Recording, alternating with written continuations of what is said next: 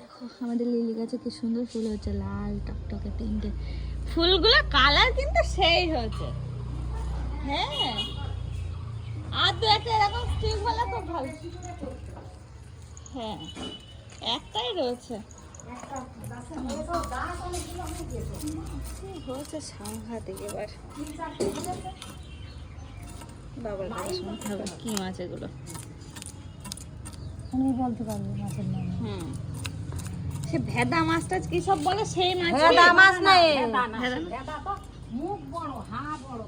ভেদা মাছ না, এ ভোলা মাছের মতনই গন্ধ। ও কাকা কি মাছ এগুলা? বাবাও জানে না।